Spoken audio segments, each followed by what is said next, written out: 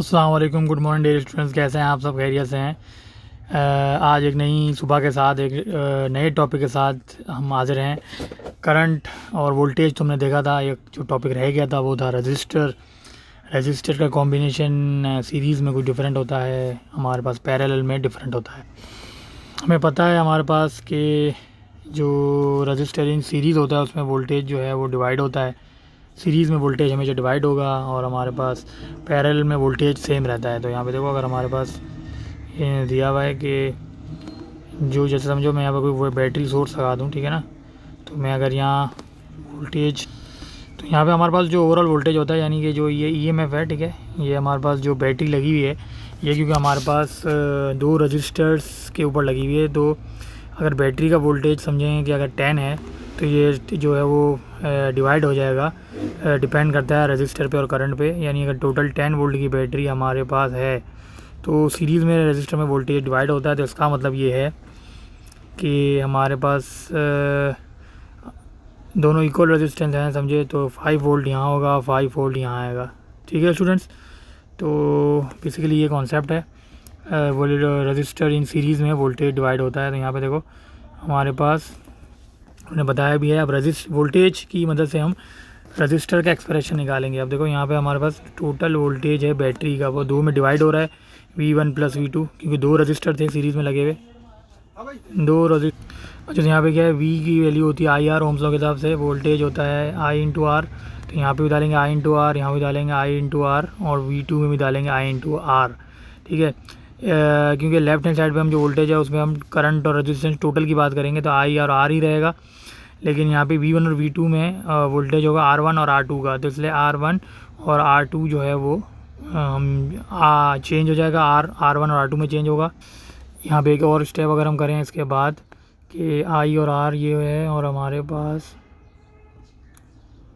Right hand side से अगर मैं I कॉमन ले लूँ तो हमारे पास आ जाएगा R1 प्लस R2। तो जब R1 प्लस R2 कॉमन लें, I जब कॉमन लेंगे तो यहाँ पे हमारे पास I और I कैंसिल हो जाएगा। ठीक है, तो अल्टीमेटली जो है वो एक्सप्रेशन आएगा R equal to R1 plus R2, that is the equivalent resistance. हम अगर निकालें सीरीज़ में तो हमारे पास R1 प्लस R2 होती है, सम होता है। ठीक है ना, जितनी भी रेजिस्टेंस है उसको हम अगर सम कर लें तो सीरीज़ के अंदर इफेक्टिव रेजिस्टेंस, नेट रेजिस्टेंस या रिजल्टेंट रेजिस्टेंस आ जाएगी, that is R on the left hand side. उसमें देखें अगर हमारे पास सीरीज़ में दो रेजिस्टेंस लगे हुए हैं तो सीरीज़ में दो रेजिस्टेंस जब होगी तो R1 और R2 जितने भी रेजिस्टेंस को ऐड करेंगे तो हमारे पास कंबाइंड रेजिस्टेंस या टोटल रेजिस्टेंस आ जाएगी। इसी तरह ज़रूरी नहीं कि हर दफ़ा जो है वो दो ही रजिस्टर लगे हों। If you have more than two registers then what will be the net और total resistance, that will be again the sum of all the resistance. जितने भी R1 तीन रेजिस्टेंस लगे हुए हैं, R1 R2 R3 को प्लस कर दें सीरीज़ में तो नेट रेजिस्टेंस आ जाएगी, total resistance, that is capital R। उसमें देखिए ऐसे, तो स्टूडेंट ये हमारे पास है कि क्वेश्चन नंबर 11 में दिया है, सेल इन्होंने 19.17 में शो किया हुआ है, यानी ये जो पूरा सेल है इन्हें शो किया हुआ है। वो कहते हैं कि सेल की EMF 2 वोल्ट है, सेल की EMF 2 वोल्ट है। ठीक है ना, दिया हुआ है सेल की EMF 2 वोल्ट, मतलब ये जो है वो 2 वोल्टेज है, EMF 2 वोल्ट है। हमें पता है कि अगर EMF 2 वोल्ट है तो जाहिर पता पोटेंशियल डिफरेंस जो होगा वो कम ही होगा। पोटेंशियल डिफरेंस का मतलब ये है कि रजिस्टर के ऊपर या लोड के ऊपर, जैसे यहाँ पे लोड क्या है, लैंप है, तो लैंप के ऊपर क्या होगा, वोल्टेज डिवाइड हो जाता है, यानी वोल्टेज लॉस होता है। ठीक है, हमने 1 वोल्ट की डेफिनेशन देखी थी कि एक चार्ज जो है जितना वर्क डन करेगा सर्किट में घूमने के लिए वो 1 वोल्ट कहलाएगा, सही ना। तो पोटेंशियल डिफरेंस में क्या होता है कि लैंप के ऊपर वोल्टेज हमेशा लॉस होता है। तो यहाँ पे आप देखो कि हमारे पास एक लैंप की उन्होंने वोल्टेज बताई हुई, ठीक है, यहाँ पे उन्होंने एक लैंप की वोल्टेज बताई 1.2। तो सपोज़ करो कि अगर ये वाली जो लैंप है, ये लैंप है हमारे पास, ठीक है, तो इसकी ये लैंप का सिंबल होता है, ये आपको ज़रा याद रखना है। तो ये हमारे पास है लैंप, अगर एक लैंप है 1.2 वोल्ट का, ठीक है ना, तो ऑफ कोर्स तो स्टूडेंट्स ने देखें जो 2 वोल्ट है बैटरी का, वो अगर 1.2 यहाँ पे आ रहा है लैंप 1 के ऊपर, V1 यानी 1.2 है। तो स्टूडेंट्स हमें पता है कि सीरीज़ के अंदर वोल्टेज डिवाइड होता है, यानी V equal to V1 plus of V2। ठीक है, टोटल वोल्टेज हमें दिया हुआ है 2 वोल्ट की बैटरी है, EMF 2 वोल्ट है, और हमारे पास जो V1 है सपोज़ कि वो 1.2 है, 1.2 नहीं सपोज़ नहीं दिया हुआ ही है, लेकिन मैं लैंप 1 पे V1 ले रहा हूँ, बात एक ही है। ठीक है, आप V2 भी ले सकते हैं 1.2, either of the any you can take. तो यहाँ पे क्या होगा, V2 माइनस कर देंगे, मतलब V2 के लिए मुझे क्या करना पड़ेगा, 2 माइनस 1.2, तो ये हमारे पास आ जाएगा 0.8। तो इसका मतलब यही हुआ कि जो टोटल वोल्टेज 2 है वो 2 में डिवाइड हो गया, V1 और V2 में। तो ये जो V2 आ जाएगा दैट इज़ 0.8 वोल्ट। ठीक है स्टूडेंट्स। यहाँ पे पता है कि रेजिस्टेंस में पैरेलल में निकालनी है, तो यहाँ पे हमारे पास क्या होगा कि रेजिस्टेंस में पैरेलल में पता है जब भी कनेक्शन पैरेलल में होता है तो करंट डिवाइड होता है, that is the total current is a summation of all the branches current, जितने ब्रांच होते हैं उतने ही करंट होंगे, तो टोटल करंट के बराबर होगा। तो यहाँ पे क्या है कि ये हमें पता है I equal to I1 plus I2। अगर हम इस सिचुएशन में यानी 2 रजिस्टर ले रहे हैं, ठीक है, हम यहाँ पे रजिस्टर, अगर हम यहाँ रजिस्टर R1 ले रहे हैं और R2 ले रहे हैं, ठीक है, क्योंकि दोनों रजिस्टर पैरेलल में है इसलिए हमारे पास 2 पॉइंट कॉमन होंगे इनके, यानी एक पॉइंट ये और एक पॉइंट ये, पैरेलल कॉम्बिनेशन में 2 पॉइंट हमारे पास कॉमन होते हैं। ठीक है, तो यहाँ पे देखो ये हमें बताएगा, अच्छा I1 क्या होगा, I equal to V upon R होता है ओम्स लॉ के हिसाब से, I equal to V1 upon R। ठीक है, सॉरी पैरेलल में वोल्टेज सेम है तो V1 V2 नहीं होगा, V ही रहेगा, यानी जो टोटल बैटरी का EMF वोल्टेज है वही अपेयर होगा दोनों रजिस्टर पे।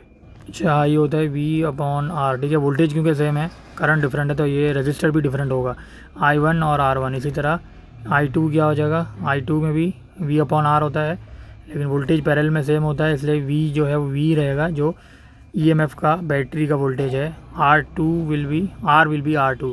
ठीक है, तो ये दोनों हम I1 I2 जो है वो यहाँ प्लेस कर देंगे, I1 और I2 हम दोनों जो है वो यहाँ पे प्लेस करेंगे। तो अब देखो कि I क्या हो जाएगा, I will be V upon R1 plus V upon R2। ठीक है स्टूडेंट्स।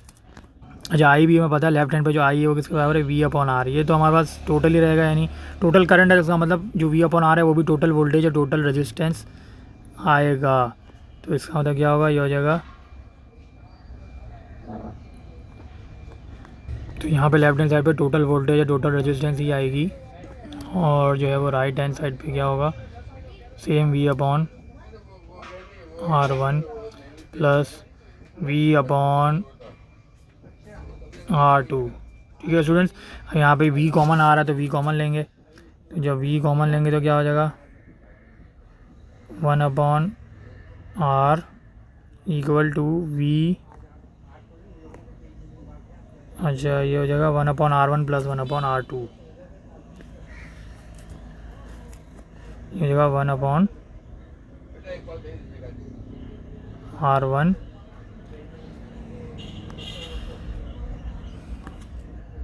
तो उसमें डायरेक्ट की जगह नहीं है मेरे पास, इसलिए मैं डायरेक्ट ही V कॉमन ले रहा हूँ। तो जब V कॉमन लेंगे दोनों तरफ से कैंसिल हो जाएगा, तो हमारे पास लेफ्ट हैंड साइड पे आएगा 1 upon R equal to 1 upon R1 plus 1 divided by R2। ठीक है स्टूडेंट्स। अच्छा यहाँ की जो नेट रेजिस्टेंस निकालनी है तो पहले तो आप R 1 अपॉन R निकालेंगे, फिर उसका इन्वर्स लेंगे क्योंकि R चाहिए, तो मैं एक डायरेक्ट ही फार्मूला आपको दे रहा हूँ R निकालने का, उससे आप डायरेक्ट ही निकाल सकते हैं। डायरेक्ट फार्मूला क्या होगा, यानी कि जब भी हमें पैरेलल में रेजिस्टेंस निकालनी है तो ये एक फार्मूला याद रखिएगा, R का फार्मूला ऊपर 1 अपॉन R का फार्मूला है, मैं डायरेक्ट आपको R का फार्मूला दे रहा हूँ, that is 1 upon R1 plus 1 upon R2। ठीक है स्टूडेंट्स।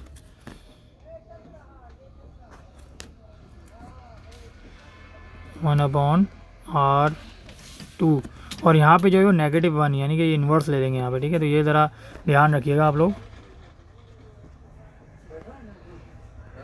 यानी ये जो है वो -1। ठीक है, तो 1 upon R2 R1 plus 1 upon R2 पहले आप जब ले लेंगे जो आंसर आएगा उसको होल इन्वर्स अगर हम कर लें तो मेरे पास नेट रेजिस्टेंस या टोटल रेजिस्टेंस सर्किट की पैरेलल में आ जाएगी। इस केस में क्योंकि 2 रजिस्टर हैं इसलिए R1 और R2 जो है वो 2 हैं। ठीक है, 1 अपॉन R1 और 1 अपॉन R2, इसलिए अगर 3 रजिस्टर पैरेलल में हो तो 1 अपॉन R3 भी आ जाएगा। ठीक है स्टूडेंट्स। देखें अगर हमारे पास 2 रेजिस्टेंस हैं तो ये 1 अपॉन R1 प्लस R2 होगा, और अगर 3 रेजिस्टेंस है वो तो फिर ये 1 अपॉन R3, यानी 3 रजिस्टर अगर पैरेलल में हो, तीसरा रजिस्टर भी हो तो 1 अपॉन R3, 4 रजिस्टर हो तो फिर एक और आ जाएगा 1 अपॉन R4। ठीक है, और ये इसी तरह आगे जाता रहेगा। ठीक है, तो ये जो है वो टोटल रेजिस्टेंस का फार्मूला है 1/R। इन्होंने यहाँ पे की इक्वेशन में भी दिया हुआ है, if the resistance R connected in parallel. Question ये हमें पूछा हुआ है कि क्वेश्चन नंबर 13 में कि टोटल रेजिस्टेंस निकालो, RT निकालो। अगर 4 रजिस्टर सेम ही ओम्स के, सेम रेजिस्टेंस के 10 ओम के हमारे पास हैं तो बहुत ही आसान है। क्या हो जाएगा, जो कैपिटल R होगा वो क्या हो जाएगा, इक्वल टू, अच्छा हमारे पास 4 है ना सेम रेजिस्टेंस, तो क्या हो जाएगा 1/10 1/10 4 दफ़ा, ठीक है। 1 सेम ही रेजिस्टेंस है ना, 1/10 1/10 और 1/10 1/10, तो मैं इसको कह सकता हूँ 4 मल्टीप्लाई बाय 1/10, ठीक है। 4 रेजिस्टेंस है, एक की रेजिस्टेंस क्या है 1/10, और जो भी आंसर आएगा इसको मैं होल इन्वर्स ले लूँगा। इट मीन आंसर क्या आ जाएगा, 4/10 है तो आंसर विल बी 10/4, ठीक है स्टूडेंट्स, बहुत ही आसान। तो ये क्या आ जाएगा हमारे पास, it is 2.5 ohms total resistance ये आ जाएगी, सही है। ये भी सारे बेसिक सवाल हैं, आप सीरीज और पैरेलल सर्किट में करेंगे तो इंशाल्लाह आपको आइडिया हो जाएगा। 14, 15, 16 बहुत ही सिंपल सवाल हैं, तो आप ज़रूर ट्राई कीजिएगा। If you have any queries do let me know in the comment section. Students अब ये देखिए हमारे पास रजिस्टर का पैरेलल कॉम्बिनेशन में, तो उसने एक बात बताई है कि अगर 3 रजिस्टर हमारे पास हैं 2, 3 और 6 ओम के, उनको हमने पैरेलल में लगाया तो जो उनकी इफेक्टिव रेजिस्टेंस है वो सबसे छोटे से कम आएगी। टोटल रेजिस्टेंस होगी वो अगर 1 ओम आ रही है, इसका मतलब देखें कि हमारा सबसे छोटा रेजिस्टेंस क्या है 2 ओम, तो 2 ओम से भी कम आएगी, ठीक है। ये हम इसको चेक कर सकते हैं कैसे। इसमें मैं ये सवाल कर रहा हूँ 2, 3 और 6 को जब हम पैरेलल में कनेक्ट करते हैं तो यहाँ देखो हमारे पास जो इफेक्टिव रेजिस्टेंस क्या आ रही है, इफेक्टिव रेजिस्टेंस इज़ 6/6 का होल इन्वर्स करूँगा, ठीक है। 6/6 का मैं होल इन्वर्स करूँगा, तो इसका मतलब है कि 1 को मैं अगर इन्वर्स करूँगा तो 1 ही आएगा, ठीक है। तो आप देख सकते हो क्या कि हमारे पास जो, अगर हम इफेक्टिव या टोटल रेजिस्टेंस निकालें हैं 3 रेजिस्टेंस की, जो है 2, जो है 3 और 6 ओम को पैरेलल में अगर हम कनेक्ट करें तो इनकी जो तीनों की जो टोटल रेजिस्टेंस है वो स्मॉलेस्ट से भी कम आएगी। स्मॉलेस्ट क्या है 2 ओम है ना, स्मॉलेस्ट 2 ओम हो जाएगा, 2 ओम से भी कम आ रही है, यानी कि जो टोटल रेजिस्टेंस आ रही है वो 1 ओम आ रही है। तो ये एक रिज़ल्ट बड़ा ज़रूरी है। इसका मतलब ये है कि हमारे पास जितनी ज़्यादा डिवाइसेस कनेक्ट होंगी, जितनी ज़्यादा डिवाइसेस पैरेलल में कनेक्ट होंगी, ये कंक्लूजन इस तरह है कि जितनी ज़्यादा डिवाइसेस हमारे पास पैरेलल में कनेक्ट होंगी, ठीक है, पैरेलल में जितनी ज़्यादा डिवाइसेस हमारे पास कनेक्ट होंगी तो रजिस्टर जो है वो, जो टोटल रेजिस्टेंस होगी वो स्मॉलेस्ट से भी कम होगी, ठीक है। टोटल रेजिस्टेंस जो है वो जो स्मॉलेस्ट है उससे कम होगी। तो इसका मतलब ये है कि ये थोड़ा सा डेंजरस भी आ जाता है। ये कभी कभी सर्किटरी में हम जो है ज़्यादा डिवाइसेस पैरेलल में नहीं लगाते, ठीक है, क्योंकि कम रेजिस्टेंस का मतलब है ज़्यादा करंट पास होना। ज़्यादा करंट पास होगा तो जिनकी रेटिंग जो है जिनकी रेटिंग इस तरह है कि वो कम करंट अपने आप से गुजार सकें, तो वो फिर उन डिवाइसेस का डैमेज होने का ख़तरा होता है, ठीक है। तो ये हर डिवाइसेस में, सॉकेट्स में और स्विचेस में मेंशन होता है कि ज़्यादा डिवाइसेस पैरेलल में लगाना जो है वो थोड़ा डेंजरस होता है। हम आगे पिक्चर भी देखेंगे और हम इसी बात से हम उसको रिलेट करेंगे। तो यही वो कहता है कि this is less than the smallest of the individual resistance in parallel, ठीक है। तो कंबाइंड रेजिस्टेंस जो है वो लोअर हो जाती है इंडिविजुअल रेजिस्टेंस, तो ये हैज़ार्ड हो जाता है, ठीक है। इसका मतलब ये है कि एक्स्ट्रा पाथ हमें प्रोवाइड करता है, करंट प्रॉब्लम हो जाती है, तो वो कहता है कि will increase the current drawn from the power supply. इस कॉम्बिनेशन में जब पैरेलल कॉम्बिनेशन ज़्यादा होते हैं तो फिर हम पावर सप्लाई से करंट ज़्यादा आना शुरू हो जाता है। इसकी वजह है कि टोटल रेजिस्टेंस पैरेलल में कम हो जाती है। तो यही कह रहा है कि इन्होंने हैज़ार्ड शो किया हुआ है इलेक्ट्रिकल अप्लायंसेस का, अगर ज़्यादा जो है वो पैरेलल में कनेक्ट होंगी। देखो ये तो हमारे स्टूडेंट्स हमारे पास पैरेलल में कनेक्ट हैं लेकिन 2 डिवाइसेस, ठीक है, मतलब हम समझ सकते हैं कि यहाँ पे 2 रजिस्टर लगे हुए हैं, ठीक। डिवाइसेस का मतलब है कि रेजिस्टेंस अपनी अपनी होगी, तो इन 2 डिवाइसेस की 2 रेजिस्टेंस होगी पैरेलल में, सही है ना। तो करंट ओवरऑल जो रेजिस्टेंस है जो हम यहाँ से R निकालेंगे 1/R1 और 1/R2 का प्लस करके फिर जो इन्वर्स करते हैं उसमें जो रेजिस्टेंस है वो इतनी ज़्यादा कम नहीं होगी, ठीक है ना, क्योंकि यहाँ पे सिर्फ 2 ही रजिस्टर हैं। तो जो टोटल रेजिस्टेंस हो क्या होगी, स्मॉलेस्ट से कम आएगी। लेकिन यहाँ पे क्या है, यहाँ पे कितने हैं 1 2 3 4 5 लगे हुए हैं, ठीक है। तो यहाँ पे देखो कि 5 लगे हुए हैं, तो यहाँ पे क्या है कि जो रेजिस्टेंस है, टोटल रेजिस्टेंस वो अच्छी खासी कम हो जाएगी। इसकी वजह से पावर सप्लाई से जो करंट आएगा वो थोड़ा ज़्यादा आएगा, ठीक है। तो वो हर लोड के लिए ठीक नहीं होगा, तो ये थोड़ा डेंजरस होता है, हैज़ार्ड होती है इसमें, ठीक है। तो इसीलिए हम कोशिश करते हैं कि ज़्यादा डिवाइसेस पैरेलल में ना लगाएं, ठीक है, 2 या 3 बस, इससे ज़्यादा हम डिवाइसेस पैरेलल में ना लगाएं, ठीक है। तो उसमें यही कह रहा है कि correct use of an electric socket, जैसे उन्होंने यहाँ पे बताया हुआ है कि करेक्ट यूज़ इलेक्ट्रिक सॉकेट का पार्ट बी में क्या है कि too many resistances corrected in parallel. तो इसका मतलब यह है कि जो टोटल रेजिस्टेंस मैंने बताया था, जो 2, 3 और 6 हमने लिया था, तो उसमें हमने चेक किया था टोटल रेजिस्टेंस आ रही थी वो 2 से भी कम आ रही थी, 1 ओम। चलो स्टूडेंट्स, ये देखो हमारे पास इन्होंने एक सवाल दिया हुआ है, determine the current drawn from the battery, ठीक है। तो ये एक इन्होंने हमें सर्किट दिया हुआ है। स्टूडेंट्स, मैं कुछ ऐसा करूँ कि इन तीनों की पैरेलल में एक रेजिस्टेंस निकाल लूँ, ठीक है। तो यहाँ क्या हो जाएगा, यहाँ मेरे पास ये सर्किट सिमट के कुछ ऐसा बन जाएगा, रजिस्टर का सिंबल है ये, यहाँ पे तो 10 वोल्ट ही होगा, और यहाँ पे क्या हो जाएगा, एक आर आ जाएगा। ये जो आर है ये 20, 40 और 50 का पैरेलल में इक्विवेलेंट रेजिस्टेंस होगी। जब आर आ जाएगा तो जो करंट बैटरी का होगा वो आई होगा, ठीक है। तो आई इक्वल टू वी अपॉन, तो जब हम तो यहाँ देखो हम आर कैसे लगाएंगे, आर इक्वल टू 20, 40, 50, यानी कि होगा 1 अपॉन 20, 1 अपॉन 40 प्लस 1 अपॉन 50 का इन्वर्स। तो स्टूडेंट जब ये निकालेंगे तो आर आएगा मेरे पास, आर आएगा 10.5 ओम्स। तो जो आर 10.5 हम यहाँ लिख देंगे, आर की वैल्यू आ गई 10.5 ओम्स, ठीक है स्टूडेंट्स। अब यहाँ पे टोटल करंट उन्हें बताना है बैटरी से क्या निकला है, तो हम यहाँ बता देंगे। I equal to V upon R होता है, तो आई इक्वल टू वोल्टेज है 10 और रेजिस्टेंस है 10.5। तो स्टूडेंट्स ये मेरे पास आ जाएगा 0.95 एम्पेयर्स, ठीक है स्टूडेंट्स। बहुत ही आसान तरीके से हमने जो है वो टोटल रेजिस्टेंस पहले निकाला, पैरेलल का टोटल रेजिस्टेंस, और उसके बाद जो है वो टोटल करंट निकाल लिया। तो हमारा करंट आ गया 0.95 that is drawn from the battery. अच्छा स्टूडेंट्स, यहाँ पे इन्होंने एक सर्किट दिया हुआ है जिसमें इन्होंने अलग अलग पॉइंट्स पे करंट निकालने का बोला हुआ है, फिगर 19.21। तो यहाँ हम देखते हैं कैसे निकालते हैं इसको। स्टूडेंट्स यहाँ पे आप ज़रा चेक करें कि हमारे पास सीरीज़ में करंट सेम होगा ना, तो ये सीरीज़ सर्किट है, यहाँ पे करंट सेम है और यहाँ पे भी करंट सीरीज़ है, ठीक है। तो पॉइंट ए, बी और ई पे एक ही करंट होगा, ठीक है, पॉइंट ए, बी, क्योंकि सीरीज़ सर्किट है तो ए, बी और ई पे करंट सेम होगा, ठीक है, बनिस्बत के सी और डी में डिवाइड होगा, क्योंकि जो करंट बी आ रहा है वो सी में अलग डिवाइड हो रहा है, ब्रांच बन रही है, ठीक है। ब्रांच के बाद जब भी आगे वाले पॉइंट होंगे ब्रांचेस में, पीछे से जो करंट आ रहा है वो करंट एंटरिंग द नोड, तो वो बराबर होगा current out of the node. तो करंट जो बी पे करंट है वो करंट सी और डी के बराबर होगा, सी और डी के सम के बराबर होगा। सबसे पहले हम क्या करते हैं, 300 और 60 का एक पैरेलल कॉम्बिनेशन निकाल लेते हैं। इनके पैरेलल कॉम्बिनेशन को मैं एक्स कह रहा हूँ, ठीक है, रेजिस्टेंस एक्स। वो कैसे निकलेगा देखो, एक्स क्या होगा 1/300 और 1/60 का पैरेलल कॉम्बिनेशन। तो ये हमारे पास आ जाएगा, बल्कि हम ऐसा करते हैं कि इनके पैरेलल को फिर डायरेक्ट इसके साथ ऐड ही करवा देते हैं, ठीक है ना, 50 के साथ। तो हम डायरेक्ट आर ही निकाल रहे हैं, सही है।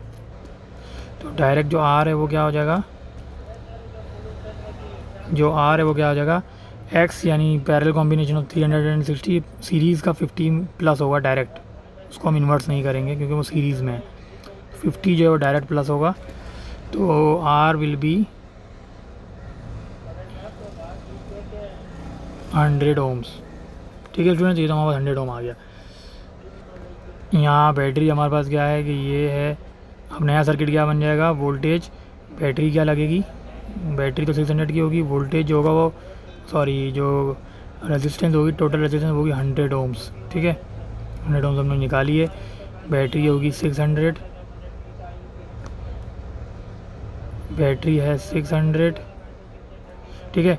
तो हम यहाँ पे आराम से, क्योंकि ए पॉइंट सब सीरीज़ में है, ए, बी और ई, तो ए, बी और ई पे आराम से निकल जाएगा करंट। कैसे निकलेगा, I equal to V upon are.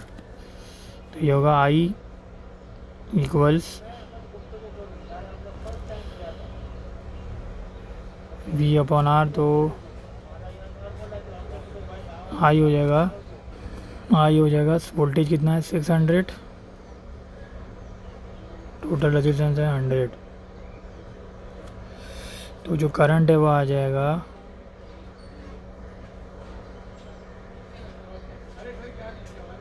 6 ampere. ठीक है, तो पॉइंट ए बी और ई तीनों सीरीज़ में, इसलिए करंट 6 एम्पेयर हो। उसमें मैं थोड़ा रब कर रहा हूँ वैल्यूज़ को, तो अगर आपको कुछ वैल्यूज़ देखनी है तो आप बैक करके देख सकते हैं। जब छोटा हमें पता है कि सीरीज़ में वोल्टेज सेम होता है, तो इसका मतलब ये है कि ये जो 600 वोल्टेज है, ये जो 600 वोल्टेज है, ये कुछ डिवाइड यहाँ पे होगा, ठीक है, और कुछ डिवाइड यहाँ पर होगा। ठीक है, यानी यहाँ पे कुछ यहाँ डिवाइड होगा और कुछ यहाँ डिवाइड होगा। ठीक है,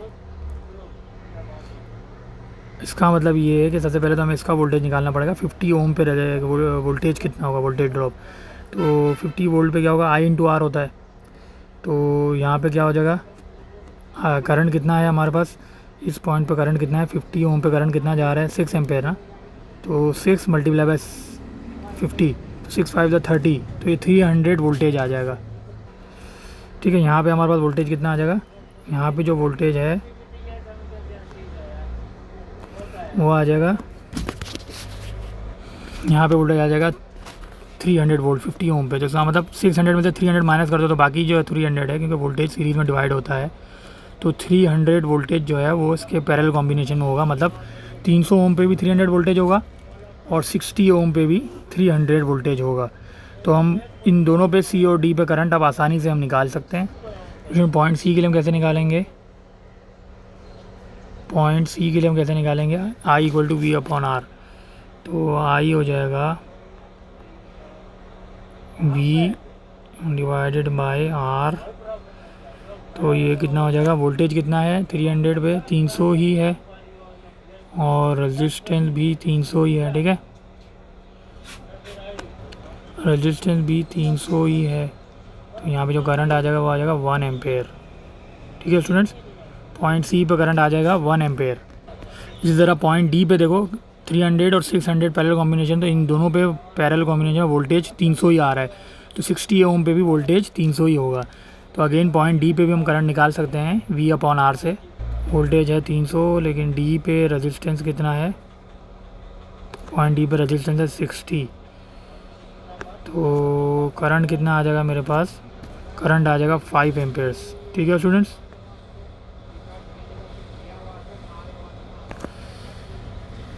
तो ये आप देख सकते हो कि हमारी बात सही है। देखो इसकी वजह ये है कि अगर हम इसको चेक भी करें, तीनों करंट हमारे पास सब करंट आ गए। किस तरह, देखो हमारे पास जो ए बी ई पे करंट आया था वो हमारा 6 एम्पेयर आया था। ठीक है, पॉइंट सी पे हमारा 1 एम्पेयर आया और पॉइंट 5 डी पे भी 5 एम्पेयर आया। किरचॉफ वोल्ट करंट लॉ के हिसाब से भी ये सही है। इसको देखो, इसकी वजह ये है कि यहाँ पे देखो, यहाँ 300 से कितना आ रहा है, 1 एम्पेयर आ रहा है, तो 1 यहाँ आएगा और 5 यहाँ पे आएगा। ठीक है, ये दोनों जो हैं यहाँ नोड पे प्लस होंगे, तो पॉइंट ई पे 6 आना चाहिए। देखो यहाँ पॉइंट ई पे 6 ही आ रहा है, तो यहाँ पे जो करंट होगा उस सम होने के बाद 6 एम्पेयर आएगा। तो उम्मीद है स्टूडेंट्स मैंने बहुत अच्छी तरह समझाने की कोशिश की है point A B C D और ई पर क्या क्या करंट आएंगे। सीरीज़ है तो करंट निकालने के लिए हमें पैरेलल कॉम्बिनेशन हटाना पड़ेगा, पहले पूरा सीरीज सर्किट में कन्वर्ट करेंगे और फिर करंट निकालेंगे। पैरेलल कॉम्बिनेशन के लिए हमें जो वोल्टेज यहाँ बचेगा, मतलब जो यहाँ वोल्टेज बचेगा वो हमें निकालना पड़ेगा। तो पहले मैंने जो 50 ओम पे मैंने 300 ओम वोल्टेज निकाला, तो सारी बात है टोटल अगर बैटरी से 600 आ रहा है तो 600 माइनस 300, तो यहाँ पे क्या बचेगा, यहाँ पे 300 वोल्ट बचेगा, मतलब इनके पैरेलल कॉम्बिनेशन में 300 ओम पे भी 300 आएगा और 60 ओम पे भी 300 आएगा। फिर हम करंट निकालेंगे सी पे और डी पे, तो सी पे करंट 1 एम्पेयर आएगा और डी पे करंट 5 एम्पेयर आएगा। हमारे चैनल को ज़रूर लाइक करें, शेयर करें और सब्सक्राइब करें। We have a target of around 500 subscribers this month. Thank you.